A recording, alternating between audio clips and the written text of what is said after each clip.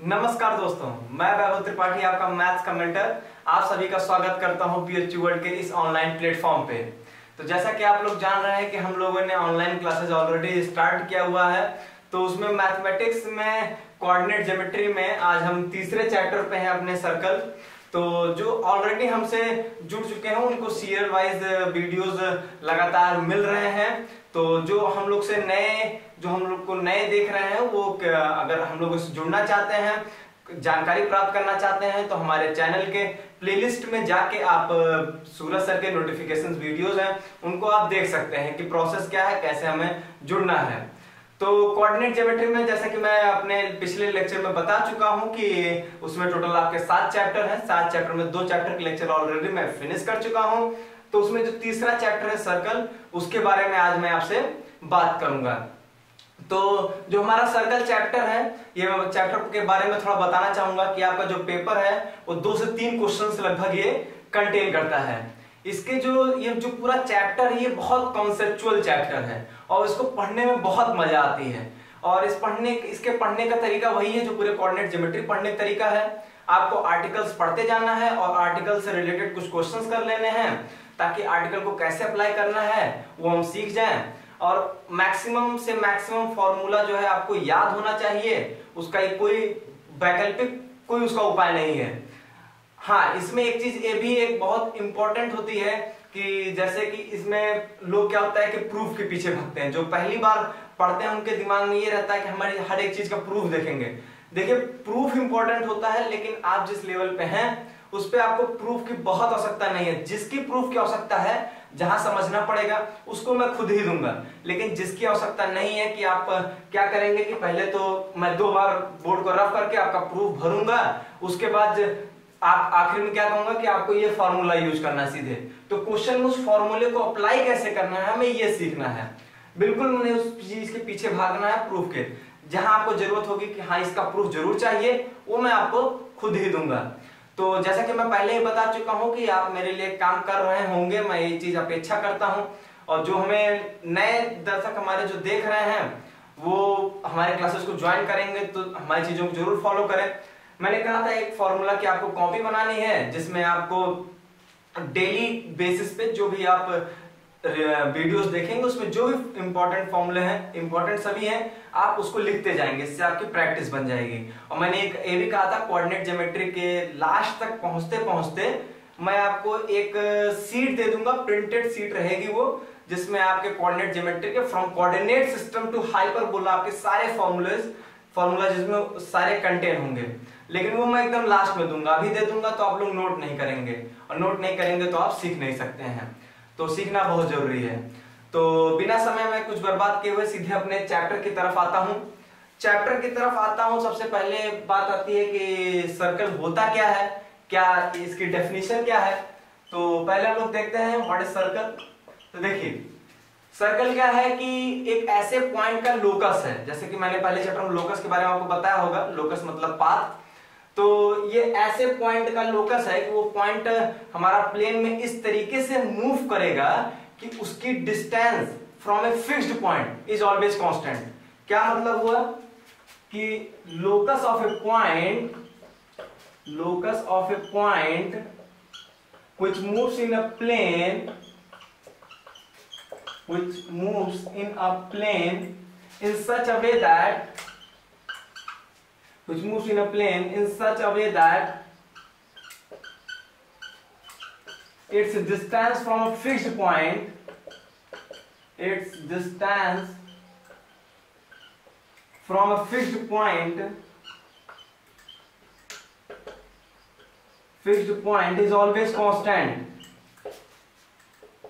is always constant। मतलब क्या हुआ, मतलब बहुत सा सिंपल है, इज ऑलवेज कांस्टेंट। ठीक, मतलब क्या है देखिए। तो इसका शेप कैसा होता है ये तो सभी जानते हैं, इसे बताने वाली कोई बात है नहीं। ठीक, तो एक सिंपल क्या है, मान लीजिए यहाँ पर एक कोई पॉइंट होता, मान लीजिए वो पॉइंट हमारा कुछ पॉइंट एक्स वाई मान लीजिए, इक्वेशन हमारी एक्स वाई के फॉर्म में होती है तो हम लोग पॉइंट एक्स वाई मान लेते हैं, मूविंग पॉइंट। और एक कोई फिक्स्ड पॉइंट मान लेते हैं। तो ये फिक्स्ड पॉइंट से जो इसकी डिस्टेंस होती है वो हमेशा कांस्टेंट होती है। और उसको अभी के लिए हम लोग मान लीजिए कि हम लोग ए मान लेते हैं, ठीक है। तो ये बहुत सिंपल चीज है कि आपका यहाँ पर ये जो फिक्स्ड पॉइंट जो मैंने लिखा है, fixed point, this is known as a centre of the circle, ठीक है। और ये जो मैंने लिखा है कि distance from a fixed point is always constant, तो ये जो डिस्टेंस होती है दैट इज द ए, इसको हम लोग क्या कहते हैं, रेडियस कहते हैं सर्किल का, ठीक है। तो सेंटर रेडियस सर्किल बहुत सिंपल सी चीज है, बहुत आप इसको लोअर लेवल में पढ़े भी होते हैं, इंट्रोडक्शन के लिए जरूरत है इसलिए मैंने बता दिया। और एक चीज देखिए, सर्किल के इसको हम लोग सर्कमफ्रेंस कहते हैं, तो इसके सर्कमफ्रेंस के किसी भी दो पॉइंट को ज्वाइन करने वाली जो लाइन होती है इसको हम लोग क्या कहते हैं, कॉर्ड कहते हैं। उम्मीद है कि ये भी आप लोग जानते होंगे, ठीक है। सर्कमफ्रेंस में किसी दो पॉइंट को ज्वाइन कर लीजिए तो वो जो लाइन बनती है इसको हम लोग क्या कहते हैं, कॉर्ड कहते हैं। और यही कॉर्ड अगर आपके सेंटर से पास करेगी तो उसको हम लोग क्या कहेंगे, डायमीटर कहेंगे। वो भी जानते हैं, मान लीजिए ये कोई कॉर्ड होती जो सेंटर से पास कर रही है तो उसको क्या कहेंगे, डायमीटर कहेंगे, ठीक। तो एक ये जनरल इंट्रोडक्शन हो गया हमारा, जिसमें सर्किल के मैंने आपको डेफिनेशन बता दिया और इसमें आपका सिंपल चीज कॉर्ड, डायमीटर क्या होता है, सेंटर रेडियस क्या होता है। अब आइए, अब सर्किल के हम लोग इसके नाम का मतलब तो जान गए अच्छे से, और इसके थोड़े से दोस्त जो लोग हैं ये कॉर्ड, डायमीटर, सेंटर की जो फैमिली वाले उनको जान गए। अब आइए हम लोग इसकी इक्वेशन को जानते हैं, मतलब इसका नामकरण संस्कार करेंगे अब हम लोग, ठीक है। तो मतलब इक्वेशन जो टॉपिक चलेगा यह थोड़ा हमारा लंबा चलेगा, और मैं बता दूं एक क्वेश्चन आपका तो इक्वेशन ऑफ सर्किल से जो है वो आना ही आना है, मतलब एक क्वेश्चन तो आपका फिक्स है। और जितने टाइप्स के करा दिए जाएंगे इक्वेशन ऑफ सर्किल में क्वेश्चन, उतने ही आपके मोर देन सफिशिएंट हैं इस एग्जाम के लिए, ठीक। तो देखिए इक्वेशन ऑफ सर्किल हम लोग स्टार्ट करते हैं अपना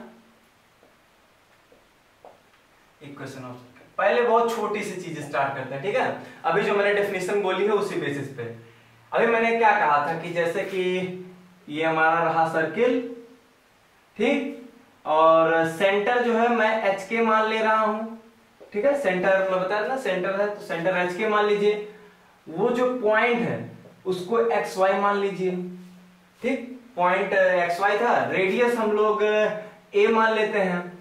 मैंने क्या कहा था कि इस पॉइंट की डिस्टेंस जो है from a fixed point is always constant, तो डिस्टेंस फॉर्मूला लगा दीजिए। कोऑर्डिनेट सिस्टम में मैंने सबसे पहले डिस्टेंस फॉर्मूला ही पढ़ाया था, तो इसमें डिस्टेंस फॉर्मूला लगा लीजिए, एकदम सिंपल सा। क्या हो जाएगा आपका, under root of x minus h का whole square plus y minus k का whole square is equals to a. इसको ओपन कर दीजिए, सिंपल, x माइनस एच का ओपन मतलब दोनों साइड स्क्वायरिंग कर दीजिए, प्लस y माइनस के का whole square is equals to a square. तो ये हो जाएगा हमारा equation of the circle when the centre h k is given and the radius a is given, ठीक। अब मान लीजिए कि हमारा जो सेंटर है वो 0 0 हो, ठीक है। तो ये देखिए एक स्टैंडर्ड इक्वेशन बनती है x square plus y square equal to a square, ये आगे बहुत ज्यादा यूज होता है। तो बहुत सिंपल, सबसे सर्किल का सिंपल इक्वेशन भी है कि x square plus y square equal to a square, जब सेंटर 0 0 है, रेडियस हमारा ए है, ठीक है। तो एक तो ये हमारी एक स्टैंडर्ड इक्वेशन हो गई। आगे इसके हम लोग दूसरे फॉर्म की बात करते हैं। दूसरा फॉर्म क्या कहता है हमारा, इसको नोट कर लिए होंगे आप लोग, मैं रफ कर देता हूं। दूसरा क्या है कि हमारा जो है वो पैरामेट्रिक फॉर्म है। क्या है, पैरामेट्रिक फॉर्म, पैरामेट्रिक फॉर्म, ठीक। तो देखिए ऑलरेडी मैंने जो अपने प्रीवियस लेक्चर में पैरामेट्रिक फॉर्म के बारे में ऑलरेडी मैं बता चुका हूं कि पैरामेट्रिक फॉर्म का मतलब क्या होता है, लेकिन आज मैं आपको फिर से बता देता हूं कि पैरामेट्रिक फॉर्म का क्या मतलब होता है कि अगर हमें किसी भी चीज की पैरामेट्रिक इक्वेशन लिखनी हो, आपको चेता दूं, आप इस सर्किल में है, आप अभी जब पैराबोला, इलिप्स, हाइपरबोला सब पढ़ेंगे, सब में पैरामेट्रिक इक्वेशन आती है। और काफी क्वेश्चनों में पैरामेट्रिक कोऑर्डिनेट्स और इक्वेशंस का यूज करके ही हम लोग क्वेश्चन को सॉल्व कर सकते हैं। तो पैरामेट्रिक फॉर्म में अगर आपको कोई भी इक्वेशन लिखनी है, इसका मतलब हमें किसी एक पैरामीटर के फॉर्म में लिखनी है। तो यहाँ पर वो पैरामीटर होता है हमारा थीटा, और ए जो रेडियस होगा इस पैरामीटर के टर्म में लिखेंगे। तो देखिए उसके लिए कंडीशन क्या होगी, देखिए मैं बताता हूं आपको। उसमें क्या है कि हम लोग पहले आपको बता रहे हैं किस सर्किल के लिए पैरामेट्रिक फॉर्म हम बताएंगे, x square plus y square equal to a square circle के लिए। तो इस सर्किल का जैसे सबको पता है कि इसका सेंटर क्या है 0 0। तो अगर इसको हम लोग कोऑर्डिनेट एक्सिस पे बनाना चाहें तो बिल्कुल बना सकते हैं, कोई दिक्कत नहीं। ये आपका यहाँ पर सेंटर 0 0 हो गया, और यहाँ पर हम एक कोई मूविंग पॉइंट ले लेते हैं, जो जैसा कि मैंने मूविंग पॉइंट लिया ही था, वो तो आप लोगों ने देखा ही था कि जिसका लोकस आया ही था सर्किल। तो ये जो मूविंग पॉइंट है ये हमारा मान लिया मैंने एक्स वाई है, ठीक है। यहाँ से एक अगर हम लोग एक इसको दूसरे कलर कर देता हूँ कि अगर मान लीजिए यहाँ से हम लोग एक परपेंडिकुलर ड्रॉ कर देते हैं, ठीक है, परपेंडिकुलर ड्रॉ कर देते हैं। तो इतनी डिस्टेंस कितनी होगी हमारी, एक्स होगी, इसमें किसी कोई प्रॉब्लम नहीं। और ये जो इतनी डिस्टेंस है ये वाई होगी, ठीक। ये जो इतनी डिस्टेंस है ये हमारी वाई, इतनी डिस्टेंस कितनी है, एक्स है, और रेडियस जैसा कि दिया गया है ए होगा। देखिए इसको हम लोग लिखने के लिए क्या एक कंडीशन लेते हैं, इसमें कहा जाता है कि जो सर्किल का रेडियस है वो क्या कर रहा है, एंगल थीटा बना रहा है with the positive direction of x axis. क्या कर रहा है, radius makes an angle theta, radius makes an angle theta with the positive direction of x axis, with the positive direction of x axis, ठीक है। Positive direction of x axis जो already मैं बता चुका हूं, मतलब क्या होता है कि पॉजिटिव एक्स एक्सिस से एंटी क्लॉकवाइज डायरेक्शन में जितना एंगल मेजर किया जाए, क्या चीज, पॉजिटिव एक्स एक्सिस से एंटी क्लॉकवाइज डायरेक्शन में जितना एंगल मेजर किया जाए। मान लीजिए वो एंगल यहाँ पर हमने थीटा मान लिया, ठीक, थीटा मान लिया। तो हम लोग यहाँ पर एक बहुत सिंपल सा काम करेंगे जो सबको आता है, क्या निकालेंगे हम लोग, कॉस थीटा निकाल लीजिए, ठीक है। कॉस थीटा यहाँ पर क्या हो जाएगा, एक्स अपॉन ए, उम्मीद करता हूं ये तो सबको आता ही है। तो यहाँ एक्स इज इक्वल टू क्या आ जाएगा, ए कॉस थीटा। इसी तरीके से यहाँ पर साइन थीटा निकालिए, साइन थीटा क्या हो जाएगा, y by a, y is equal to क्या आ गया, ए साइन थीटा। तो देखिए x is equal to a cos theta and y is equal to a sin theta. This is known as the parametric equation of the circle whose center is the 0 0 and the radius is the a with the help of the parameter theta and a, ठीक है। इन्हीं को हम लोग क्या कहते हैं, parametric equation कहते हैं, ठीक है। इसे क्या कहते हैं, पैरामेट्रिक इक्वेशन। तो पैरामेट्रिक इक्वेशन ऐसे ही हम लोग पैरामेट्रिक कोऑर्डिनेट्स भी लिख सकते हैं। अगर इसको कोऑर्डिनेट्स के फॉर्म में लिख दीजिए तो इनको कहा जाता है कि पैरामेट्रिक कोऑर्डिनेट्स है ये। a cos theta a sin theta is known as the parametric coordinates, ठीक है। क्या कहेंगे इसको, पैरामेट्रिक कोऑर्डिनेट्स, ठीक। तो एक तो बात ये हो गई। इस ध्यान दीजिएगा मैंने इस सर्किल के लिए बताया जिसका सेंटर 0 0 और रेडियस ए है। तो आपके दिमाग में एक क्वेश्चन आएगा कि सर अच्छा ये तो ठीक आपने 0 0 के लिए बता दिया, समझ में आ गया। सर ये बताइए कि अगर हमारा सेंटर कोई पॉइंट होता, मान लीजिए एच के कोई पॉइंट होता है, एच के ले रहे तो कोई पॉइंट हो, तो कुछ भी नहीं परेशान होना यार। अगर ये आपको आ गया तो वो कैसे नहीं आएगा। सिंपल सा काम करना, अगर मान लीजिए आपको रेडियस उसने अगर उसने सेंटर जो है एच के दे दिया, कुछ ना करिए, x इज इक्वल टू क्या लिख लेंगे, h प्लस ए कॉस थीटा, ठीक। और अगर मान लीजिए और ऐसे ही y का हो जाएगा, y इज इक्वल टू के प्लस ए साइन थीटा।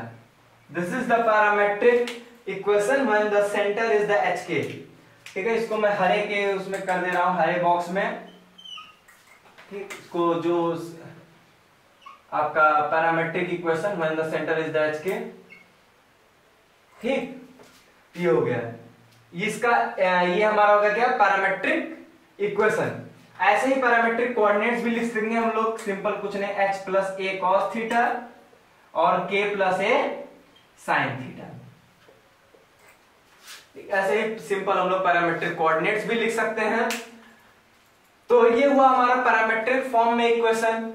आगे हम लोग इसमें दूसरे तरीके से इक्वेशंस देखते हैं सर्किल की, ठीक है। तो अगला जो है हमारा वो है हमारा जनरल इक्वेशन, मतलब सर्किल की जनरल इक्वेशन क्या होती है वो मैं बताऊंगा आपको, ठीक है। जनरल इक्वेशन ही आपकी क्वेश्चंस में जनरल इक्वेशन को ही यूज करता है, क्योंकि क्वेश्चन जो बनाता है उसका दिमाग जो होता है थोड़ा खराब होता है, तो वो सीधा चीज नहीं यूज करेगा, यूज तो वो उल्टा सीधा ही करेगा। जो आपको नहीं पसंद आएगा उसी को वो यूज करना चाहेगा, ठीक है।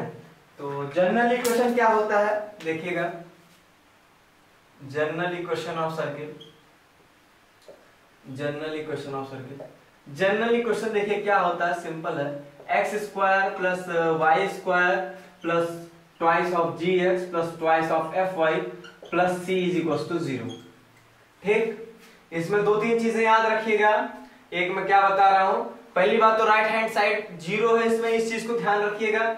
एक्स स्क्वायर वाई स्क्वायर का कोफिशिएंट बराबर है और यहाँ पर 1 है, तो बराबर होगा तो 1 हम लोग कर सकते हैं। अगर मान लीजिए दोनों जगह 2-2 होता तो पूरी इक्वेशन को 2 से डिवाइड कर देते तो 1-1 बन ही जाएगा। लेकिन इसका मतलब है कोफिशिएंट जो है 1 तो मतलब बराबर तो रहना ही चाहिए, एक्स स्क्वायर और वाई स्क्वायर का कोफिशिएंट 1 रहना ही चाहिए। बात आती है सर, आप कहोगे कि सर ये सर्किल की इक्वेशन तो लिख दिया आपने, कैसे अब इसका हमारा सेंटर क्या होगा, रेडियस क्या होगा, कैसे पता होगा? तो देखिए इसका सेंटर होता है माइनस जी गामा माइनस एफ। क्या होता है? माइनस जी गामा माइनस एफ, अभी बता रहा है इसके बारे में। और इसका देखिए रेडियस क्या होता है, रेडियस होता है under root of g square plus f square minus c, ठीक। अब देखिए मेन बात आती है इसमें कि हम लोग सेंटर और रेडियस कैसे फाइंड करेंगे। अगर हमें जनरल इक्वेशन ऑफ सर्किल से अगर हमें सेंटर और रेडियस फाइंड करनी है तो कैसे फाइंड करेंगे? देखिए बहुत बच्चे गलती करते हैं, बहुत सिंपल चीज है लेकिन इसमें गलती कर जाते हैं। इसमें सेंटर क्या दिया गया, माइनस जी गामा माइनस एफ। देखिए माइनस जी है क्या, माइनस जी क्या है, माइनस जी को हम लोग क्या लिखेंगे, minus half of coefficient of x लिखेंगे कि नहीं लिखेंगे? Minus half of coefficient of x अगर लिख दें तो माइनस जी हो जाएगा नहीं हो जाएगा? और minus half of coefficient of y, ये क्या है आपका, ये आपका माइनस एफ हो जाएगा। तो माइनस जी और माइनस एफ, इसको इस तरीके से आप लोग याद करिएगा। इस तरह माइनस जी माइनस एफ याद कर लिए और फिर अभी मैं क्वेश्चन लिख दूं, पक्का है कि जो पहली बार पढ़ रहे वो गड़बड़ी कर देंगे निकालने में। लेकिन आप इस चीज को पढ़िए कि minus half of coefficient of x minus half of coefficient of y, इस चीज को आप अप्लाई करिएगा तो आपका निश्चित रूप से कभी सेंटर नहीं निकालना गलत करेंगे। नहीं, बहुत छोटी चीज है, ऐसा कोई क्वेश्चन ऐसा नहीं कि बीएचयू के इंट्रेंस में ये सेंटर आपको फाइंड करने देगा। लेकिन अगर आप सेंटर निकालना नहीं जानेंगे तो आगे में आपको बहुत बड़े बड़े प्रॉपर्टी पढ़ाएगा तो उसका क्या मतलब है, जब सबसे छोटी चीज आप नहीं जानना है। तो यहां से आप सेंटर निकाल लेंगे, सेंटर निकाल लेंगे तो रेडियस निकालना तो कोई मुश्किल काम नहीं, बहुत इजी है। एक चीज याद रखिएगा, सेंटर रेडियस निकालते समय 2 पॉइंट यहां पर लिख दे रहा हूं। सबसे पहले we should make right hand side, we should make RHS 0। RHS जो है आपका 0 जरूर होना चाहिए। जैसा कि आपने अभी कल ही पर 0 का ट्रेलर आया होगा तो आप लोगों ने देखा ही होगा। तो आपका RHS जो है, RHS आपका 0 जरूर होना चाहिए, जरूर मेंटेन कर लीजिएगा। और coefficient of x square and y square should be 1, ठीक है। पहले ये 2 काम कर लीजिएगा, ठीक है। पहले ये 2 काम आप लोग करेंगे, इस 2 काम को करने के बाद इधर आइएगा, ठीक है। आपका सेंटर और रेडियस कभी नहीं गलत निकलेगा, ठीक है। तो बहुत बेसिक चीज है, इसको ध्यान दीजिएगा। ये मैक्सिमम स्टूडेंट्स में गलती होती है। क्या मैं खुद जब पहली बार पढ़ा था तो जनरल इक्वेशन लिख दी जाती थी तो उसमें से निकालने में हमें गलती ही हो जाती थी। तो अभी मैं क्वेश्चंस आपको करा दूंगा तो उससे आपका ये और क्लियर हो जाएगा। तो फिलहाल के लिए इतना जानिए कि पहले 2 कंडीशंस ये काम कर लीजिएगा, क्वेश्चन आएगा तो, और फिर उसके बाद इधर आप प्रोसीड हो जाइएगा, ठीक है। और फिर इसमें हम लोग आगे मूव करते हैं अपना तो जैसा कि जनरल इक्वेशन हो ही गया, तो एक होता है कि सेकेंड डिग्री की जनरल इक्वेशन होती है, जिसका जिक्र मैं अपने पहले लेक्चर में मतलब पहले चैप्टर में कोऑर्डिनेट सिस्टम में किया हूं। तो general equation of second degree, ठीक है, सेकेंड डिग्री की जनरल इक्वेशन एक होती है, सेकेंड डिग्री की जनरल इक्वेशन होती है क्या, पहले देख लीजिए, फिर क्यों बता रहा हूं उसको बताता हूं। ax square plus twice of hxy plus by square plus twice of gx plus twice of fy plus c is equal to 0। ठीक है, ये होता है हमारा general equation of the second degree. देखिए मैं इसको क्यों बता रहा हूं, बता इसलिए रहा हूं कि आपको ये कंडीशन बतानी है, condition when this represent the circle, when this represent circle. आपको बता दूं ये बहुत छोटी चीज लग रही होगी लेकिन बहुत इंपॉर्टेंट है इन टर्म्स ऑफ क्वेश्चन। कई बार ऐसे क्वेश्चन आएगा क्योंकि general equation of second degree आपका पैराबोला, एलिप्स, हाइपरबोला और आपका सर्किल में, पेयर ऑफ स्ट्रेट लाइन में कब रिप्रेजेंट करती है, उसकी कुछ कंडीशंस होती हैं। तो जो कंडीशंस होती है, कई बार क्वेश्चन में क्या करता है, सिंपल पूछेगा कि general equation of second degree circle कब रिप्रेजेंट करेगा, चौड़ा ऑप्शन दे देगा। ऐसे क्वेश्चंस आपके पेपर में आए हुए हैं, तो इसको ध्यान दीजिएगा। तो कब रिप्रेजेंट करेंगे, बहुत सिंपल है। आप अभी मैंने आपको जनरल इक्वेशन लिखी थी, याद है, तो उसको देख के आप समझ सकते हैं। क्या समझ सकते हैं, एक्स स्क्वायर और वाई स्क्वायर का कोफिशिएंट सेम होना चाहिए, ए और बी मतलब सेम होने चाहिए। तो मैं ये नहीं लिख रहा हूं coefficient of x square equal to coefficient of y square, मैं लिख दे रहा हूं ए इक्वल टू बी। आप लैंग्वेज के फॉर्म में अपने समझने के लिए लिख लीजिएगा। ठीक है, दूसरा क्या है, दूसरा क्या, आप ये बताइए, अभी मैंने आपको जनरल इक्वेशन पढ़ी थी, क्या मैंने उसमें ये टर्म लाया था, ये टर्म मैंने यूज किया था, एक्स वाई का टर्म नहीं यूज किया था, मतलब एक्स वाई का टर्म नहीं होना चाहिए। नहीं होना चाहिए मतलब क्या, जीरो होना चाहिए। ठीक है, जीरो होना चाहिए तो मतलब क्या हो जाएगा कि coefficient of x y should be zero. Coefficient of x y यहां पर क्या है, एच, मतलब एच शुड बी जीरो। ठीक, तो लिख लीजिएगा इसको आप, coefficient of x y should be zero, बाकी मैं एच इक्वल टू जीरो ही लिखूंगा, इससे आप लोग समझ जाएंगे। तो एक तो ये बात हो गई, हमारी छोटी सी बात थी, इसको ध्यान रखिएगा। अगली बात क्या है इसमें, अगली बात ये है कि हमें नेचर ऑफ सर्किल बताना है, थोड़ा सा nature of circle, different types के कैसे होते हैं। देखिए इसको बताने में हमें कोई बहुत परेशानी नहीं, हम लोग अभी रेडियस निकाले थे, रेडियस हम लोग का क्या आया था बताइए, रेडियस आया था जनरल इक्वेशन, मतलब जो जनरल इक्वेशन बताया सर्किल में, उसमें रेडियस मेरी क्या थी, under root of g square plus f square minus c. तो इसी रेडियस के बेसिस पे हम लोग नेचर ऑफ सर्किल बताते हैं। पहला कंडीशन है, मान लीजिए g square plus f square minus c greater than zero हो गया। तो सबको पता है कि जो सर्किल होगा हमारा रियल होगा, तो रियल सर्किल जो होगा वो एग्जिस्ट करेगा, सीधी सी बात है। जब रेडियस आपका ये अंडर रूट, मतलब अंडर रूट के जो अंदर में चीज है वो हमारी पॉजिटिव होनी चाहिए, अगर हमारा रियल होना चाहिए, रियल की कंडीशन के लिए। दूसरा, अगर मान लीजिए g square plus f square minus c less than zero हो गया, तो कैसा सर्किल हो जाएगा, इमेजिनरी सर्किल। कैसा हो जाएगा, इमेजिनरी सर्किल। अगर मान लीजिए हमारा बहुत एक इंपॉर्टेंट सुनिए, g square plus f square minus c equal to zero हो जाए, मतलब रेडियस जीरो हो जाए, तो आप कहोगे सर रेडियस जीरो, तो आप ऐसा दिमाग लगाओगे सर रेडियस जीरो मतलब क्या होगा कि सेंटर से वो जो क्या कहते हैं एक पॉइंट था उसकी दूरी थी रेडियस, वही जीरो हो गया, तो सर्किल कैसे बनेगा। आपके दिमाग में ये चीज दौड़नी चाहिए, दौड़नी चाहिए, जरूर दौड़नी चाहिए। तो अगर ऐसा होता है तो इस केस में सर्किल को हम लोग कहते हैं पॉइंट सर्किल। क्या कहेंगे, पॉइंट सर्किल।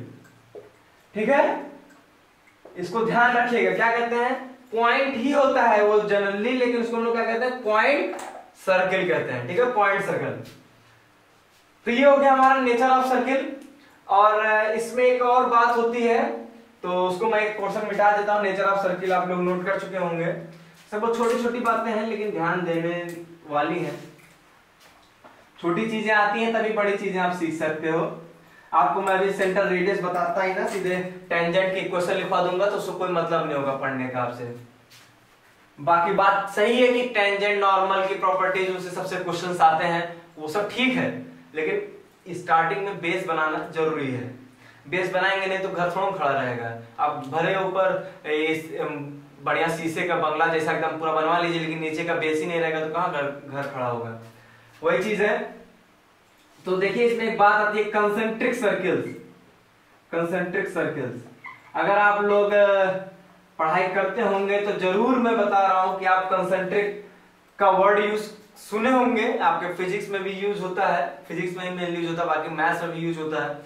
कंसेंट्रिक मतलब जानते हैं क्या होता है? सेम सेंटर, सेम सेंटर, ठीक, सेंटर सेम होगा। कंसेंट्रिक सर्कल्स का क्या मतलब हो गया कि जैसे मान लीजिए 2-3 सर्कल्स हो तो उनके सेंटर्स तो सेम होंगे, लेकिन रेडियस क्या होंगे? डिफरेंट होंगे। देखिए मतलब क्या हुआ कि जैसे कि मान लीजिए एक ये सर्किल रहा, उसका सेंटर ये था, अब दूसरा सर्किल है, इस सर्किल का क्या है कि इसका सेंटर वही है, सेंटर यही है, ये जो बिंदी बना रहा है यही सेंटर, इसका भी यही है, लेकिन रेडियस डिफरेंट, एक का रेडियस ये, एक का रेडियस ये है, ठीक है। ऐसे ही मान लीजिए कि तीसरा सर्किल हमारा होता है, उसका भी सेंटर यही है, लेकिन रेडियस तो डिफरेंट हो ही जाएगी। तो ऐसे केस में क्या कहेंगे कि हम लोग का ये जो तीनों सर्किल्स हैं, इनको हम लोग क्या कहेंगे? These 3 circles are the concentric circles, ठीक है। अच्छा, तो क्वेश्चंस में कैसे यूज करता है? क्वेश्चन में क्या करेगा, वो कंसेंट्रिक सर्किल की क्वेश्चन पूछेगा। मान लीजिए वो क्या करेगा कि एक सर्किल की क्वेश्चन दे देगा, इस सर्किल की क्वेश्चन दे देगा और इस सर्किल की क्वेश्चन पूछ लेगा एक और कंडीशन दे के, ठीक है। उससे अभी इससे मैं भी एक क्वेश्चन कराऊंगा, लेकिन आप एक चीज बताइए, आप अगर कंसेंट्रिक सर्किल की क्वेश्चन लिखना चाहते हैं, जैसे कि मान लीजिए इस वाले सर्किल के, ठीक है, जो पहला सर्किल है, इसकी मान लीजिए क्वेश्चन उसने दे दिया x² + y² + twice of gx + twice of fy + c = 0, मतलब जनरली क्वेश्चन मैंने मान लिया, ठीक। अगर उसने दिया है इस सर्किल की क्वेश्चन, मतलब उसने सेंटर दिया होगा और रेडियस भी दिया है। अच्छा ये बताइए, सेंटर तो सबका सेम है ना, मतलब सेंटर अगर इसका -g, -f है पहले का, तो दूसरे का भी -g, -f ही है सेंटर। तो मुझे ये देखना है कि दोनों सर्कल्स में चेंजिंग किस चीज में आ रही है? रेडियस में चेंजिंग आ रही है। रेडियस में क्या होता है? रेडियस क्या होता है? √g² + f² - c। gf तो भाई कहोगे कि दूसरे का भी सेम है, चेंज किस में आ रहा है सर? चेंज सिर्फ आपके c में आ रहा है, कांस्टेंट टर्म में सिर्फ चेंजिंग आ रही है। तो हमें मतलब क्या है कि कंसेंट्रिक सर्कल्स की इक्वेशन में सिर्फ कांस्टेंट टर्म्स का डिफरेंस होगा। तो only the difference of constant term, ठीक है। तो मैं बता रहा हूं कि आपको अगर क्वेश्चन जल्दी करना है तो आपको क्या करना है, ऐसी चीजों को ऑब्जर्व करना पड़ेगा।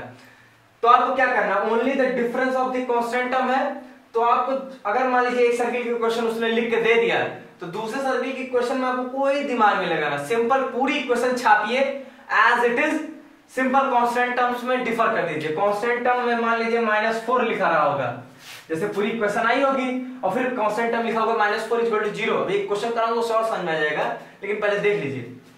तो क्या करना है आपको? प्लस लैम्डा ले लीजिए, आप अपना कांस्टेंट टर्म निकालना है आपको, क्योंकि दूसरा कांस्टेंट टर्म आएगा, आप प्लस लैम्डा ले लीजिए। और मैं बता रहा हूं, मैं आपको एक चीज हमेशा ही चीज बता चुका हूं, अभी पिछले लेक्चर में बताया था मैंने, कोऑर्डिनेट के स्टार्टिंग लेक्चर में, कि जब भी आपको ऐसे लैम्डा नोन यूज करेंगे ना, तो आपको टेंशन लेने की जरूरत नहीं है, वो खुद ही क्वेश्चन में ऐसी कंडीशन देगा कि इस लैम्डा को आप निकाल लें।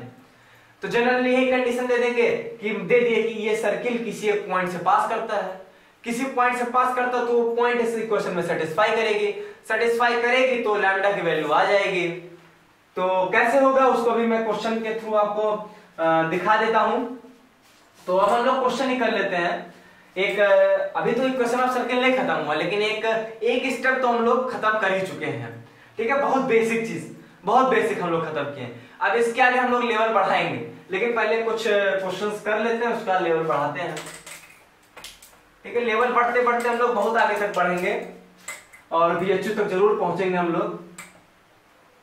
हम अपना 100% दे रहे हैं, आप भी अपना 100% देंगे, जरूर पहुंचेंगे, ठीक है। तो क्वेश्चन कर लेते हैं हम लोग, तो जिसमें मैं आपको एक करा देता हूं, जिसमें कैसे हम लोग सेंटर रेडियस निकालेंगे, एक क्वेश्चन करा दूंगा कंसेंट्रिक सर्कल्स पे और एक बहुत ही बेहतरीन क्वेश्चन कराऊंगा।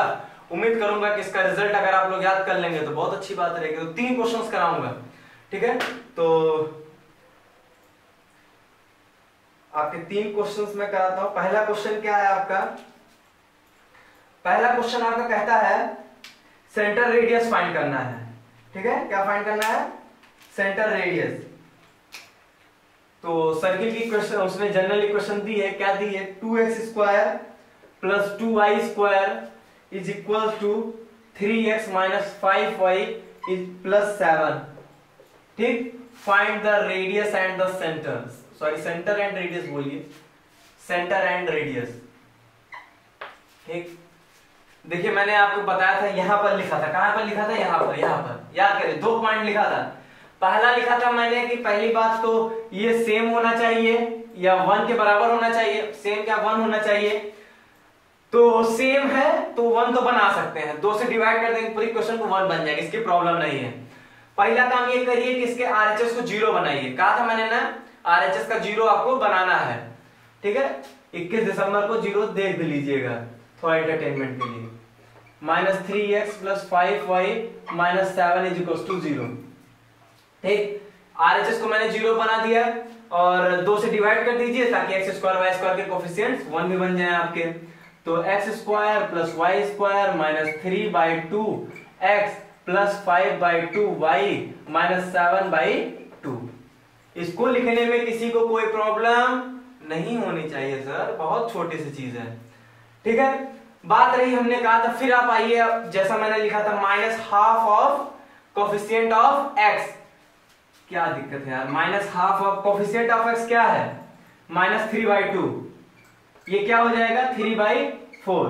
-½ ऑफ कोफिशिएंट ऑफ y क्या है? 5/2।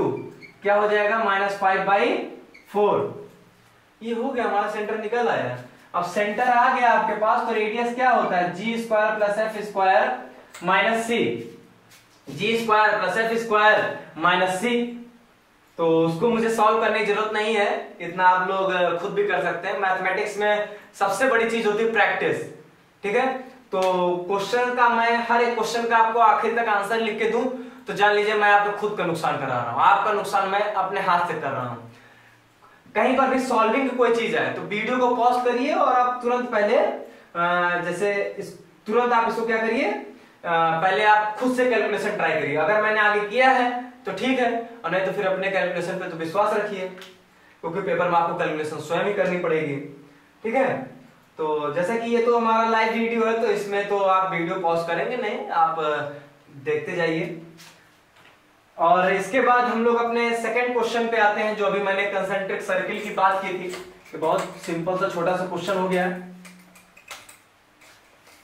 तो धीरे धीरे हम लोग सीढ़ी चढ़ेंगे, फिर बहुत अच्छे भी क्वेश्चंस करेंगे और बहुत आसानी से करेंगे, ठीक है, कोई बिना दिक्कत के।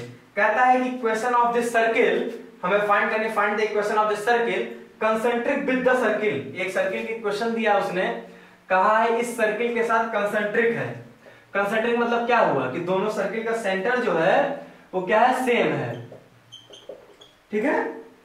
और मैंने कहा था कोई ना कोई कंडीशन देगा, दे दिया इसने। कहा है कि जो सर्किल है वो किससे पास कर रहा है? -2, -7 से। तो आपको एक ऐसे सर्किल की इक्वेशन लिखनी है जो कि इस सर्किल के साथ कंसेंट्रिक है और इस पॉइंट से पास कर रहा है, ठीक। तो मैंने क्या बताया था अभी आपको? सिर्फ कांस्टेंट टर्म में डिफरेंस आएगा। तो देखिए जो बच्चों की अच्छी रैंक आती है उनके क्वेश्चन करने का तरीका क्या होगा? वो लोग इस तरह लिखेंगे, x² लिखेंगे भी नहीं, वो तो बस केवल मन में ही कर लेते हैं। x² + y² - 8x + 6y। और उसका जैसे उनको पता है कांस्टेंट टर्म में सिर्फ डिफरेंस आएगा, +λ = 0 लिख देंगे, ठीक है। पूरी इक्वेशन ऐसे ही छाप लिए, सिर्फ कांस्टेंट टर्म को अलग कर दिए। फिर क्या करेंगे? पता है उसने दिया है कि इस पॉइंट से सर्किल पास कर रहा है, इस पॉइंट से पास कर रहा है, मतलब ये पॉइंट सर्किल की इक्वेशन को सेटिस्फाई करेगा। सेटिस्फाई कर दीजिए आप इसको। 4 + 49 और क्या हो जाएगा इसका? +16 -42 + λ = 0। मेरे हिसाब से कैलकुलेशन कर लीजिएगा, लैम्डा आ जाएगा। तो इसका जो हमारा लैम्डा आता है लैम्डा आप कैलकुलेट कर लीजिएगा, तब आ जाएगा। जो भी लैम्डा आएगा उस लैम्डा को उठा के यहाँ पे रख दीजिएगा। तो ये चीज आपका लैम्डा इसमें रख देंगे, इक्वेशन आ जाएगी। अच्छा, आप कहोगे सर क्या यही तरीका है? नहीं, तो एक तरीका और भी होता है, लेकिन उसमें थोड़ा टाइम ज्यादा लगता है, लेकिन मैं तरीका जरूर आपको बताऊंगा। कंसेंट्रिक है इस सर्किल के साथ, मतलब सेंटर सेम है। तो किसी भी सर्किल की इक्वेशन फाइंड करने के लिए सबसे बेसिक चीज है उस सर्किल का आपको सेंटर मिल जाए और रेडियस मिल जाए, तो आप इक्वेशन 110% कंफर्म निकाल सकते हैं। तो अगर इस सर्किल के साथ कंसेंट्रिक है तो इस सर्किल का सेंटर जो होगा वही उस सर्किल का सेंटर होगा। तो निकाल लीजिए कितना आ जाएगा, वही -12 ऑफ कोफिशिएंट ऑफ x करके निकालिए, और ऐसे -12 ऑफ कोफिशिएंट ऑफ y करके निकाल लीजिए। ये आपका सेंटर आ जाएगा। ठीक, ये आपका सेंटर आ गया। तो आपको क्या चाहिए? रेडियस चाहिए। कांस्टेंट टर्म्स तो इसमें पता है, उसमें तो पता नहीं होगा आपको। लेकिन एक चीज बताइए, आपको सेंटर मिल गया, ठीक, किसी एक सर्किल का सेंटर मिल गया, और उस सर्किल पे कोई एक पॉइंट मिल गया, जैसे बताया गया ना, ये वाली सर्किल जो है आपकी -2, -7 से पास कर रही है। अच्छा, तो ये बताइए सेंटर से सरकमफ्रेंस के किसी भी पॉइंट की दूरी जो होती है क्या कहलाती है? रेडियस कहलाती है सर। जो रेडियस कहलाती है तो 4, -3 और -2, -7 के बीच की दूरी निकाल लीजिए, वही आपकी रेडियस हो जाएगी। और आपको रेडियस पता है, सेंटर पता है, तो सेंटर रेडियस फॉर्म की मैंने इक्वेशन बताया था, x - h का whole square plus y - k का whole square is equals to r square. इसी में उठा के पुट कर दीजिएगा, सेंटर लिख दीजिएगा, रेडियस लिख दीजिएगा। अब आप बताइए कि अगर मैं आपको, आप खुद इस चीज को जज करिए कि आप पहले क्या करेंगे। पहले आप तो सेंटर निकालने का झाम लिए, सेंटर निकालने के बाद रेडियस निकाले, उसके बाद इस इक्वेशन में रख के आपको स्क्वायरिंग करनी पड़ेगी, क्योंकि इक्वेशन आपको इस फॉर्म में मिलेगी। देख लीजिएगा जो आंसर होगा वो इस फॉर्म में लिखा होगा। तो इस फॉर्म को आप खोलने में आपको कुछ तो समय लगेगा ही। हम ही नहीं करें, प्रोसेस टफ है, प्रोसेस वो भी इजी है, लेकिन आपका समय जाएगा। और यहाँ के पेपर में सबसे बड़ी चीज है टाइम मैनेजमेंट। जिसने पेपर में सही से टाइम मैनेजमेंट कर दिया उसका सिलेक्शन श्योर है। ठीक है, यहाँ पर 50% नॉलेज, 50% टाइम पे डिपेंड करता है पेपर आपका। 50% आपकी स्पीड एक्यूरेसी कैसी है, और 50% आपकी नॉलेज को टेस्ट करता है यहाँ के पेपर्स में। ठीक, तो इसलिए आपको इन सब तरीकों को जानना बहुत जरूरी है। और इसको तो मैंने आपको वादा भी किया था, आपको पूरे कोऑर्डिनेट ज्योमेट्री में मैं आपको इस टाइप की चीजें जरूर देता रहूंगा, आपको ट्रिक्स भी दूंगा, आपको शॉर्ट ट्रिक्स तो बहुत ही दूंगा, और याद करने के फॉर्मूले, याद करने के तरीके भी दूंगा। जो हम लोग से ऑलरेडी जुड़े हैं उनको जो पहले 2 वीडियोस में, पहले 2 लेक्चर जो वीडियोस मिलेंगे उसमें आप देखेंगे कैसे मैं तरीका बताया आपको फॉर्मूला याद करने का। ठीक है, तो एक तो ये क्वेश्चन हो गया भाई, एक अच्छा क्वेश्चन करते हैं। ठीक है, 2 क्वेश्चन हो गए आपके, 2 तो ये सिंपल ही थे। इन क्वेश्चन को बहुत अच्छा मत समझिएगा।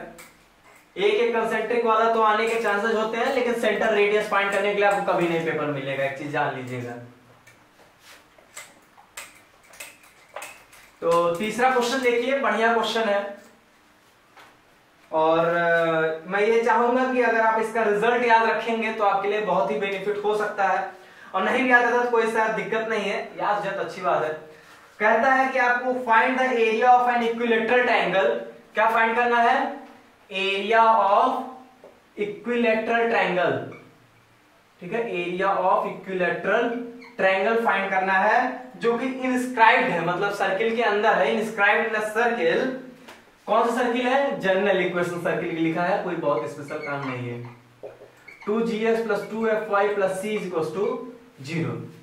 ठीक है, तो ये सब बहुत मतलब क्या कह सकते हैं, पेट क्वेश्चन टाइप के हैं कि आपको हर एक बुक में भी मिल जाएगा क्वेश्चन, आपको हर एक टीचर, कोई टीचर आपको पढ़ाता है तो ऐसे ये क्वेश्चन कराता भी जरूर है। ठीक है, तो अब ऐसे क्वेश्चंस भी कराने बहुत जरूरी होते हैं और नए क्वेश्चंस भी कराने जरूरी होते हैं। तो इक्विलेटरल ट्रायंगल है, इस सर्किल के अंदर इंस्क्राइब्ड है, उसका एरिया निकालना है। तो अच्छा एक चीज बताइए, क्या पूछा है क्वेश्चन ने? Area of equilateral triangle. तो सबसे तो पहली बेसिक चीज हो गई, आपको एरिया ऑफ इक्विलेटरल ट्रायंगल का फॉर्मूला पता होना चाहिए। अगर वही नहीं पता है तो क्वेश्चन तो स्टार्ट करने कोई मतलब ही नहीं, क्वेश्चन आपका वहीं पर बंद हो जाता है। तो एरिया ऑफ इक्विलेटरल ट्रायंगल का फॉर्मूला होता है √3/4 साइड स्क्वायर। ठीक, ये छोटे क्लास ऑफ चीजें हैं, आपको याद होनी चाहिए। √3/4 साइड स्क्वायर है, इसका मतलब क्या है किस मतलब हमें क्या चाहिए, हमें साइड की लेंथ चाहिए, ठीक है। कुल मिला के हमें क्या चाहिए, एक किसी ट्रायंगल के किसी एक साइड की हमें लेंथ आप दिला दो तो भाई मेरा एरिया ऑफ इक्विलैटरल ट्रायंगल निकल जाएगा। आइए हम लोग पहले पिक्चर ड्रॉ करते हैं। पिक्चर में देखिए ये हो गया हमारा सर्किल, इसके अंदर हम लोगों ने ड्रॉ कर लिया इक्विलैटरल ट्रायंगल। थोड़ा टेढ़ा मेढ़ा बन सकता है तो इस चीज को अपना समझिएगा, ठीक है। ये आपका बन गया अंदर ट्रायंगल, ठीक है।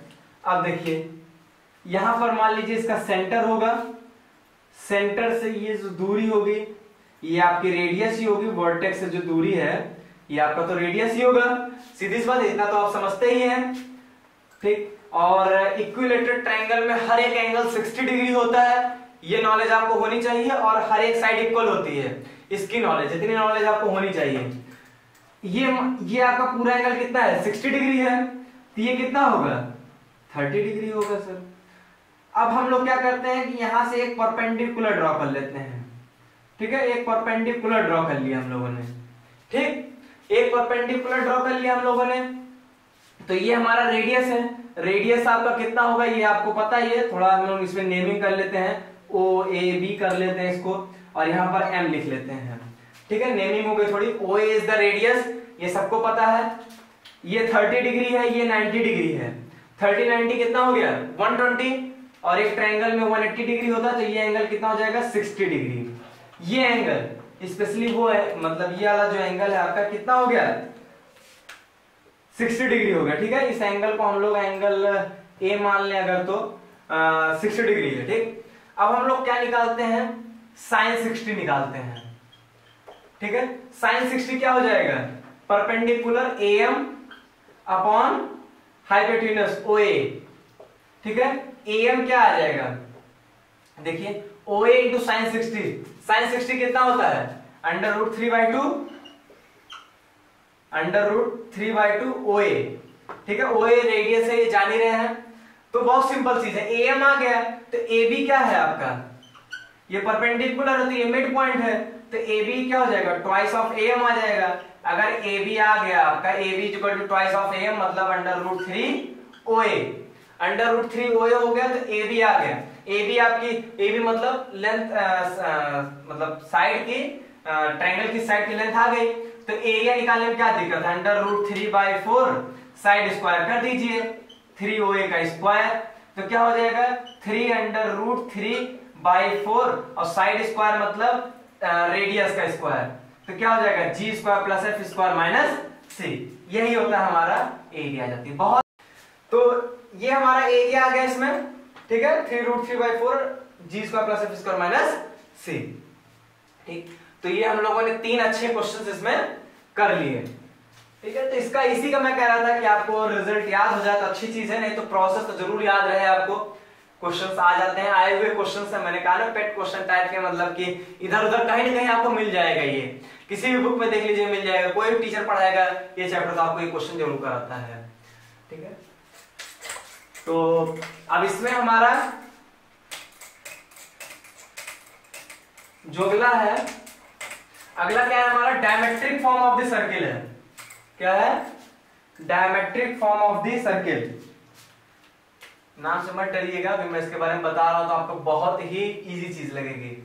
डायमेट्रिक फॉर्म ऑफ सर्किल, ठीक। डायमेट्रिक फॉर्म ऑफ सर्किल का मतलब समझ रहे हैं, मतलब कह रहा है कि आपको एक ऐसे सर्किल की क्वेश्चन निकालनी है जिसके डायमीटर्स के आपको एंड पॉइंट्स दिए गए हों, ठीक है। मतलब क्या हुआ, ये रहा हमारा एक सर्किल, ठीक है। सर्किल का थोड़ा शेप इधर उधर हो जाए, इस चीज को समझिएगा, बोर्ड पे exactly as it is shape बनाना मुश्किल है। तो ये मान लीजिए आपका डायमीटर हो गया, ठीक है, ये सेंटर हो गया, डायमीटर हो गया। डायमीटर के एंड पॉइंट दिए गए, मान लीजिए दिया गया है x1, y1 और दिया गया है x2, y2।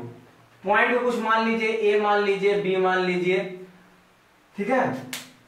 अब देखिए इसमें क्या है, इसके हम लोग कैसे निकालेंगे, तो इसको मैं थोड़ा तरीका ही बता देता हूं आपको। देखिए हम लोग यहां पर इसको ज्वाइन करें, तो ये जो एंगल होगा ये आपका 90 डिग्री होगा। कितना होगा? 90 डिग्री। आपके दिमाग में फट से क्वेश्चन उठेगा, ये कैसा 90 डिग्री कैसे है? तो ये चीज तो आपको छोटे क्लास में पढ़ा होना चाहिए कि angle in a semi circle is always 90 degree. क्या चीज? Angle in a semi circle, angle in a semi circle is always 90 degree. ठीक है। तो जैसे कि आप कोचिंगों में क्या होता है, जैसे कि मान लीजिए कि हम लोग जब आईआईटी की कोचिंग लेते थे, तो जैसे कि मान लीजिए कि टीचर्स जब पढ़ाते थे तो यहाँ पर 90 डिग्री सीधे यूज कर लेते थे। और अगर कोई स्टूडेंट खड़ा होकर पूछ लिया कि सर ये 90 डिग्री कैसे है, तो उसकी जान लीजिए कि भरी क्लास में बहुत भयंकर वाली बेइज्जती की जाती, टीचर करते थे। ठीक है। तो यहाँ पर बता देते हैं, यहाँ पे तो कोई बेइज्जती का सवाल ही नहीं है। तो angle in a semi circle is always 90 degree, तो इस वजह से 90 डिग्री हो गया। ये 90 डिग्री हो गया तो इसको मान लीजिए हम लोग XY पॉइंट मान लेते हैं। क्या मान लेते हैं? XY पॉइंट मान लेते हैं, क्योंकि हम लोग इक्वेशन निकालने जा रहे हैं। इक्वेशन निकालने के लिए हमेशा हम लोग XY पॉइंट का यूज करते हैं। तो देखिए 90 डिग्री है, मतलब इन दोनों के बीच के, मतलब इन दोनों लाइंस का जो स्लोप का प्रोडक्ट होगा वो -1 होगा। कोऑर्डिनेट सिस्टम में मैंने पहले चैप्टर में एक चीज बताया था कि किसी भी दो लाइंस जैसे हमारी अगर परपेंडिकुलर लाइंस हैं तो इनके स्लोप का जो प्रोडक्ट होता है वो m1 m2 -1 होता है। यही अप्लाई करने से मैं आपको बताया था, ये छोटी सी बात है लेकिन इसका यूज जो है बहुत है। जैसे कि मैंने बताया था आर्थो सेंटर, सरकम सेंटर, ये सब आप लोग निकाल सकते हैं। सिंपल सा यही आप एक फॉर्मूला यूज करिए और यही निकाल के आप डायमेट्रिक फॉर्म की इक्वेशन निकाल लेंगे। कैसे? m1 m2 -1 है, अप्लाई कर दीजिए यहीं पर। तो स्लोप दो पॉइंट, अगर किसी एक लाइन के दो एंड पॉइंट्स दिए गए हैं, स्लोप कैसे निकालते हैं ये भी मैं अपने प्रीवियस लेक्चर में कर चुका हूं। तो जो ज्वाइन किए उनको तो लेक्चर सीरियल वाइज मिलेगा, तो उसके लिए परेशान नहीं होना है। पहले आप वही लेक्चर पाएंगे, बेसिक जो स्टार्टिंग चैप्टर है, तब ये यहाँ पर आप पहुंचेंगे। ये तीसरे नंबर का आपका चैप्टर है। तो क्या हो जाएगा? y - y1 upon x - x1 into क्या हो जाएगा आपका, सेम चीज उधर अप्लाई कर दीजिए, y - y2 upon x - x2 into -1 = 0। इस चीज को सही से अरेंज कर लीजिए तो क्या आ जाएगा? x - x1 into x - x2 plus y - y1 into y - y2 = 0। तो फाइनल ये जो आ रहा है ये आपको याद होना चाहिए। मैं इस चीज को पहले कह दे रहा हूं कि ये चीज आपको याद होनी चाहिए। डायरेक्ट इक्वेशन ये नहीं करेंगे कि हम लोग पहले पॉइंट लेंगे, स्लोप्स ये सब निकाल के तब हम लोग ये लिखने जाएंगे। सिंपल चीज है यार, x1 y1 x2 y2 आपको पॉइंट्स गिवन है, कुछ नहीं करना। एक बार x - x1 लीजिए, जिस पैटर्न में इक्वेशन है, मतलब थोड़ा देखिए नेचर क्या होता है, हमेशा सिमेट्री को लव करता है। Nature love symmetry. तो ये आपको मैथमेटिक्स, फिजिक्स, केमिस्ट्री कहीं के फॉर्मूले में आप देख लीजिए, हमेशा सिमेट्री ढूंढने की कोशिश किया करें, तभी आप फॉर्मूला याद कर पाएंगे। नहीं फॉर्मूला आपसे कभी नहीं याद होगा। हमेशा सिमेट्री ढूंढिए। यहाँ पर क्या है? x - x1, एक चीज को x - x1 कह रहा है, वही इसने क्या किया? दूसरे पॉइंट को x - x2 कर दिया और प्लस करके सेम चीज y के लिए किया गया है। और वैसे भी कोऑर्डिनेट ज्योमेट्री के लिए जो चीज x में की जाती है वही सेम चीज y में की जाती है। ठीक है। तो x - x1 into x - x2 plus y - y1 plus into y - y2। आप देखिए, अब सीधी सी बात है कि मैं तो आपको ये तो सब बताएंगे, कुछ मैं स्पेशल तो आपको बताऊंगा ही। देखिए इसको ओपन करने के बाद एक बहुत इंटरेस्टिंग चीज आती है और उस पर बहुत जादुई क्वेश्चन कराऊंगा मैं भी आपको। देखिए इसको जब ओपन किया जाता है तो इक्वेशन क्या बनती है देखिएगा। अभी मैं सिर्फ लिख रहा हूं और उसको भी याद करने का तरीका आपको बता दूंगा। देखिएगा क्या बन रहा है, y1 plus y2 plus x1 x2 plus y1 y2। आपको दो पॉइंट्स गिवन थे, ठीक है, इसी को खोला है मैंने और कुछ नहीं किया। ऐसा कोई बहुत जादू नहीं गया जैसे मुझे कुछ भगवान ब्रह्मा विष्णु ने मुझे कुछ दे दिया तो मैंने आपको यहाँ लिख दिया अचानक।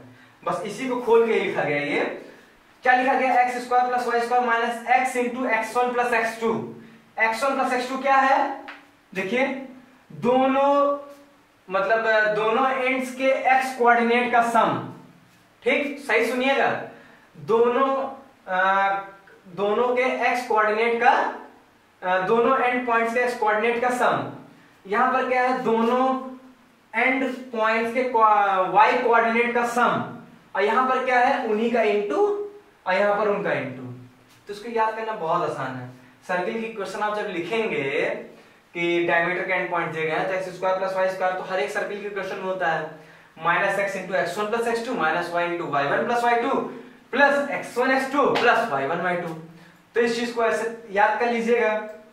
इस फॉर्मूले का भी मैं आपको बहुत ही बेहतरीन यूज दिखा देता हूं, ठीक है। तो ये है आपका डायमेट्रिक फॉर्म। डायमेट्रिक फॉर्म मतलब सिंपल सा है कि आपको डायमीटर्स के एंड पॉइंट जो हैं वो गिवन होंगे x1 y1 x2 y2, ठीक है। और क्वेश्चन में आपको कुछ दे भी सकता है, कुछ नहीं भी दे सकता, वो तो क्वेश्चन पे डिपेंड करेगा, लेकिन बेसिक चीज ये है डायमेट्रिक फॉर्म ऑफ सर्किल में। तो हम लोग उसी सीधे पहले क्वेश्चन कर लेते हैं तब आगे बढ़ते हैं, ताकि मतलब देखिए यही कोऑर्डिनेट ज्योमेट्री पढ़ने का तरीका ही है। आप क्या करेंगे, आप सिंपल सा आर्टिकल पढ़िए, उसको क्वेश्चन में अप्लाई कर लीजिए, हो गया काम आपका खत्म। हो कुछ भी करने की जरूरत नहीं, प्रैक्टिस करना पड़ेगा। मतलब प्रैक्टिस के लिए आपको क्वेश्चन शीट्स प्रोवाइड होंगे तो क्वेश्चंस को करिएगा, हल्के मत लीजिएगा उसको, सही से प्रैक्टिस कर लेंगे तो। कोऑर्डिनेट ज्योमेट्री ऐसा चैप्टर है जिसमें probability of doing mistake is the minimum. Mistake तो आपके ऊपर है, आप मिस्टेक कहीं भी कर दीजिए, 2 + 2 3 लिख के चले आएंगे तो इथोन कह रहे हैं कि गलती नहीं होती, गलती हो सकती है, लेकिन अगर अच्छे से पढ़ाई की है, प्रैक्टिस अच्छी है, तो probability of doing mistake is the minimum. जैसे कि आपके मैथ्स में आपका आता है वो इंडेफिनिट इंटीग्रल, आप इंडेफिनिट इंटीग्रल लाख पढ़ लीजिए, लेकिन मौके पर अगर आपका दिमाग क्लिक नहीं किया कि हम लोग क्या इसमें क्या अप्लाई करें या क्या चीज इसमें हम लोग यूज करें या क्या हम लोग उसमें ट्रांसफॉर्मेशन करें, अगर आपको उस समय नहीं याद आया तो आप क्वेश्चन जो है आपसे वो नहीं होने वाला है। लेकिन यहाँ पर ऐसा नहीं है, यहाँ पर अगर आपने सारी आर्टिकल सारी प्रॉपर्टीज को पढ़ा है तो किसी न किसी आर्टिकल किसी किसी प्रॉपर्टी से ही क्वेश्चन आएगा और इधर उधर उसका स्कोप ही नहीं आने का, ठीक। तो क्या पढ़ना था हम लोग को, हाँ हम लोग को क्वेश्चन करना था, सॉरी थोड़ा बात करने में दिमाग इधर हो गया। तो इसमें क्या करना है, आपको क्वेश्चन करना है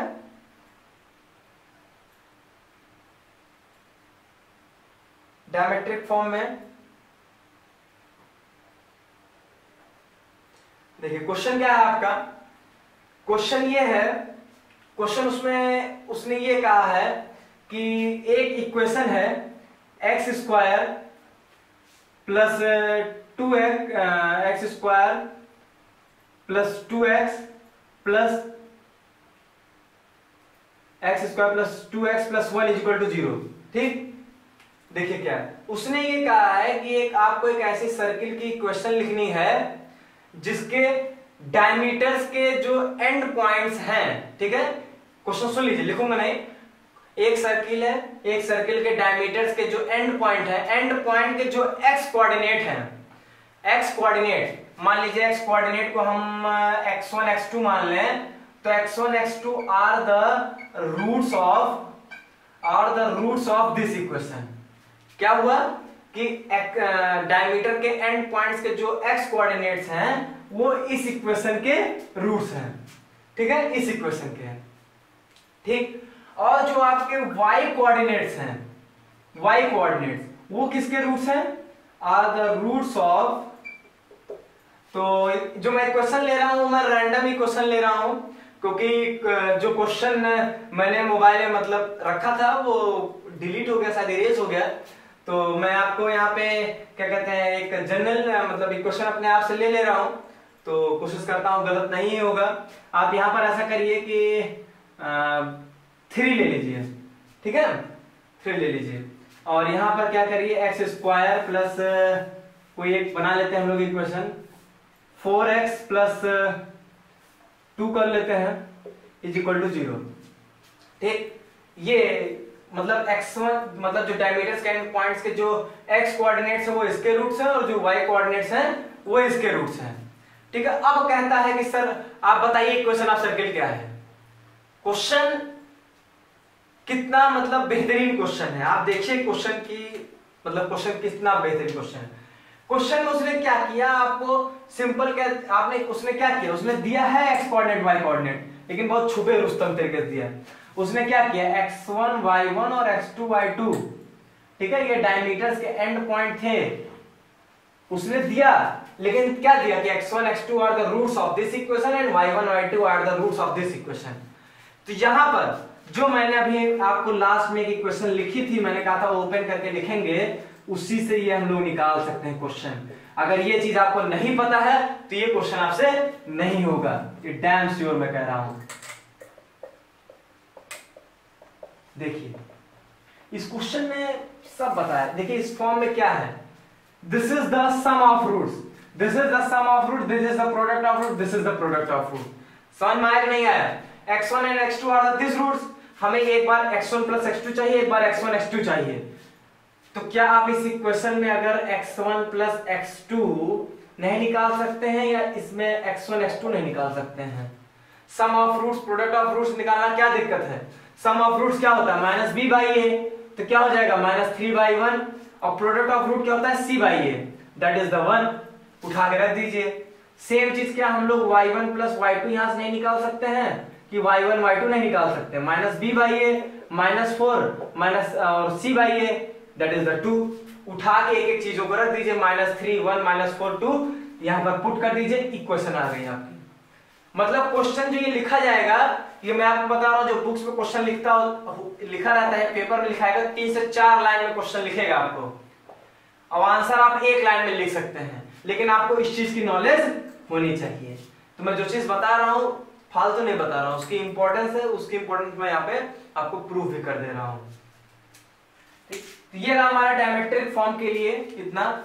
अब हम लोग इसमें एक पढ़ते हैं क्या, equation of the circle passing through the 3 non collinear points. मैंने कोलिनियर पॉइंट्स का जिक्र पहले लेक्चरों में किया है, आज जो पहली बार देख रहे हैं उनको बता दो। कोलिनियर पॉइंट्स का मतलब क्या है कि ऐसे पॉइंट जो एक ही लाइन में लाई करते हैं, वो क्या हो गए, कोलिनियर पॉइंट्स हो गए। ठीक है, तो नॉन कोलिनियर पॉइंट्स क्या हो जाएंगे, जो एक ही लाइन में लाई नहीं करते हैं, this are called the non collinear points. तो एक ही लाइन में लाई करेंगे तो कहां से सर्किल बनेगा और कहां से सर्किल की इक्वेशन आएगी, इसलिए equation of the circle passing through the 3 non collinear points, passing through, equation of circle passing through 3 non collinear points, 3 non collinear points. ठीक है, तो जैसे क्या होगा कि अगर वो आपको 3 नॉन कोलिनियर पॉइंट्स आपको दे देगा, जैसे मान लीजिए x1 y1 x2 y2 x3 y3 दे दिया, और इक्वेशन ऑफ सर्किल पूछ रहा है, तो इसका आपको तरीका यही होगा कि आप जनरल इक्वेशन ऑफ सर्किल मान लीजिए x square plus y square plus 2gx plus 2fy plus c is equal to 0। ठीक है, ये आपने सर्किल इक्वेशन मान लिया। उसके बाद आपको क्या करना है, आपको जैसे सर्किल अगर तीनों पॉइंट से पास कर रहा है तो तीनों पॉइंट इसमें सेटिस्फाई करेंगे। आपको क्या करना है, बारी बारी से x1 y1, एक बार x2 y2, एक बार x3 y3 इसमें सेटिस्फाई कर दीजिएगा। इक्वेशन किसमें बन जाएगी, GFC में। ठीक है, GFC में ही तो इक्वेशन बनेगी, और GFC में आपकी जो इक्वेशन बनेगी वो 3 इक्वेशन बनेगी। ठीक है, ये बात आप समझ आए ना, GFC में 3 इक्वेशन बनेगी, 3 बार रखिए 3 इक्वेशन बनेगी, 3 इक्वेशन 3 अननोन सॉल्व करके GFC निकाल सकते हैं, उठा के GFC इसमें रख दीजिएगा, इक्वेशन ऑफ सर्किल आ जाएगी। देखिए कहीं पर भी ये चीज जान लीजिए, अगर आपको 2 अननोन्स की वैल्यू चाहिए तो आपको 2 इक्वेशन आपके पास होनी चाहिए, 3 अननोन्स चाहिए तो 3 इक्वेशन चाहिए, वैसा आपको यहां पर मिल भी जाएगा। ठीक है, तो आप कहोगे सर अभी तो आप बड़ी बात करते थे कि सर कि जहां पर आपको लेंदी मेथड मिलेगा, जहां पर कोई चीजें बड़ी होंगी तो हम आपको शॉर्टकट दे देंगे, ये दे देंगे, वो दे देंगे, और आप यहाँ नहीं बता रहे हैं, यहाँ पर कह रहे हैं कि 3 बार पॉइंट को सेटिस्फाई कराएं, ऊपर से GFC में 3 इक्वेशन और 3 इक्वेशन को सॉल्व करके 3 अननोन निकालें, इतना मौका रहता है सर? मैं कहूँगा नहीं बेटा, बिल्कुल नहीं रहता, बिल्कुल मौका नहीं रहता आपके पास। तो इसका भी मैं आपको तरीका दूंगा, इसका तरीका दूंगा, लेकिन इसके लिए आपको प्रीवियस नॉलेज थोड़ा जरूरी है। उसके लिए हमारे प्रीवियस के वीडियोस देखना बहुत इंपॉर्टेंट है, जिसमें मैं आपको सिखाया हूं। ठीक है, तो कैसे, तो उसके लिए देखिएगा, उसके लिए मैं आपको क्वेश्चन के थ्रू ही बता सकता हूं उस चीज को, और तो कोई नहीं। लेकिन उसके पहले मैं आपको एक बात बता दूं, यहाँ पे एक बात बता दूं, उसके बाद मैं आपको क्वेश्चन करा देता हूं। ठीक है, बात क्या है, बात बहुत छोटी सी है, बहुत छोटी सी। मान लीजिए किसी क्वाड्रिलेटरल के चारों वर्टिसेस किसी सर्किल पे लाई करते हैं। क्या बोला मैंने, किसी क्वाड्रिलेटरल के चारों वर्टिसेस किसी सर्किल पे लाई करते हैं तो उस क्वाड्रिलेटरल को हम लोग कहते हैं साइक्लिक क्वाड्रिलेटरल एंड चारों points are known as a concyclic points. जो बोला मैं उसको फिगर से रिप्रेजेंट कर दूं। आपका ये रहा सर्किल, ठीक है, ये मान लीजिए सेंटर। एक कोई क्वाड्रिलेटरल है जिसके चारों वर्टिसेस आपके सर्किल पर लाई करते हैं, then this type of quadrilateral is known as the cyclic quadrilateral and ये जो आपके 4 पॉइंट्स हैं, ये जो आपके 4 पॉइंट्स हैं, इनको हम लोग क्या कहते हैं? Concyclic points. क्या कहते हैं? Cyclic points. ठीक, बस एक मतलब थोड़ा टर्म है तो इसको आप जान लीजिए, ठीक है। अब आइए इसमें हम लोग क्वेश्चन कर लेते हैं। अभी जो मैंने कहा था कि मैं एक तरीका बताऊंगा कि इस इतने बोकस तरीके तो नहीं सॉल्व करना है, 3 इक्वेशन बना के 3 अननोन हम लोग सॉल्व करेंगे, ठीक है। तो क्वेश्चन क्या है देखेंगे हम लोग, देखिए। अच्छा, उससे पहले एक और क्वेश्चन है, उसको पहले कर लेते हैं, तब आपको 3 कोलिनियर पॉइंट्स वाला मैं कराता हूं। क्वेश्चन क्या है कि find the equation of the circle which passes through the point. मतलब एक सर्किल की इक्वेशन निकालनी है जो कि 4,1 और 6,5 से पास करता है, ठीक। और एक कंडीशन दे रहा है, कह रहा है उसका जो सेंटर है, मतलब उस सर्किल का जो सेंटर है वो कहां पर लाई करता है? Lies on 4x + y = 16। 4x + y = 16 इस पे लाई करता है, ठीक है। ऐसे क्वेश्चन करने का क्या तरीका होगा? दिया तो मैं कुछ खास दिया नहीं गया, दिया तो उसने दे दिया, बस केवल 4,1 और 6,5 से पास करता है और सेंटर इस पे लाई करता है। इसके लिए जरूरी है पहले आपको एक सर्किल की इक्वेशन माननी पड़ेगी। आप मान लीजिए, जनरल मानने के लिए हमेशा जनरल इक्वेशन ही मान सकते हैं। x² + y² + 2gx + 2fy + c = 0 मान लीजिए। इसका सेंटर क्या होगा? -g, -f, ये मैं आपको बता चुका हूं। कहता है इसका centre lies on this line, this line पे लाई करेगा, मतलब सेटिस्फाई करेगा। तो रख दीजिए -4g, -f = 16, ठीक है। एक इक्वेशन ये बन गई हमारी, इसको इस तरह लिख लीजिए, या तो 4g + f = -16। एक इक्वेशन हमारी ये बन गई। बाकी वो 2 इक्वेशन के लिए कुछ आपको दिया है। उसने क्या कहा है? कहा है कि 4,1 और 6,5 से पास कर रहा है। इससे पास कर रहा मतलब ये पॉइंट इसमें सेटिस्फाई होगा, इस सर्किल की इक्वेशन में सेटिस्फाई कर दीजिए। तो GFC में आपके 2 इक्वेशन बनेंगे, क्या? 16 + 1, ये मान लीजिए पहले ये पॉइंट सेटिस्फाई कर रहा है, ठीक है। तो इसमें हो सकता है कैलकुलेशन ऊपर नीचे थोड़ा देख लीजिएगा अपने हिसाब से भी। तो आप क्या होगा? 8g + 2f + c = 0। एक इक्वेशन ये बनेगी और एक इक्वेशन मेरे हिसाब से 6,5 रखना है, तो 36 + 25 और प्लस कितना हो जाएगा? 12g और फिर और रखिए, क्या हो जाएगा? 10f। कितना हो जाएगा? 10f ही तो हो जाएगा, 10f + c = 0। तो इसी 3 इक्वेशन की मदद से आपको GFC की वैल्यू निकालनी है। उसको उठा के इसमें रख दीजिएगा, यहां से सॉल्व करके यहां ले जाकर रख दीजिएगा, आपका सर्किल की इक्वेशन आ जाएगी। इसके लिए मैं आपको तरीका बता देता हूं। पहले इन दोनों इक्वेशन को माइनस कर दीजिएगा, जिससे c का टर्म हट जाएगा, सिर्फ g और f का बचेगा, ठीक है। तो GF में आपको इक्वेशन मिल जाएगी यहाँ पे एक, और GF में एक इक्वेशन, दोनों इक्वेशन सॉल्व कर लीजिएगा, GF आ जाएगा, ठीक है। तो इक्वेशन सॉल्व करने से GF आ जाएगा, सेंटर, वो GF नहीं, ठीक है, ध्यान रखिएगा इस चीज का। देखिए अब इसमें क्या हो गया? अब इसमें हम लोग दूसरा क्वेश्चन करते हैं। ये एक वैसे क्वेश्चन था, मैं करा दिया आपको,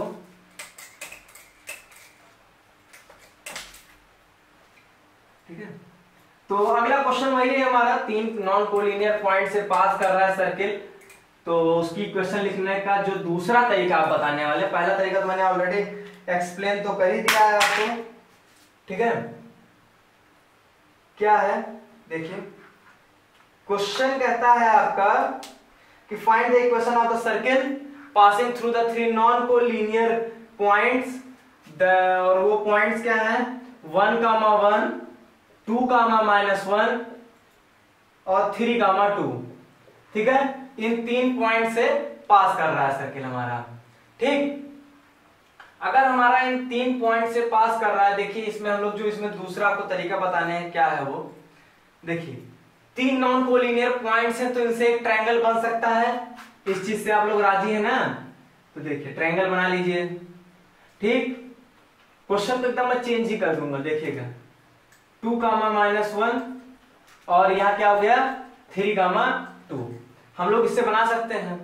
तो देखिए एक कॉन्सेप्ट होता है कि अगर मान लीजिए कोई सर्किल है, अगर इस ट्रायंगल को डिस्क्राइब करे, मतलब सर्किल के अंदर अगर मान लीजिए ट्रायंगल आपका आता है, तो ये जो तीनों पॉइंट्स है ये तो इस पे लाई कर ही रहे हैं, तो मतलब इक्वेशन ऑफ सर्किल हम अगर मान लीजिए सर्किल इक्वेशन हम लिखने जाएंगे तो ये बात से आप सेटिस्फाई है ना कि तीनों पॉइंट से पास कर रहा है। ठीक, तो होता क्या है कि जो इस सर्किल का सेंटर होता है वो इस ट्रायंगल का सर्कम सेंटर होता है। मैंने स्ट्रेट लाइन चैप्टर में सर्कम सेंटर को बहुत अच्छे से पढ़ाया है, तो जुड़े हुए बच्चों को वीडियोस मिलेंगी तो उसमें आप लोग देखेंगे, बाकी जो लोग नहीं जुड़े हैं वो हम लोग से जुड़ सकते हैं। ठीक है, तो 3 पॉइंट से पास कर रहा है तो ये जो सेंटर होगा क्या होगा, तो क्या लिख देंगे हम लोग, सेंटर ऑफ सर्किल क्या हो जाएगा यहाँ पे, इस केस बता रहा हूं, centre of the circle is the circum centre of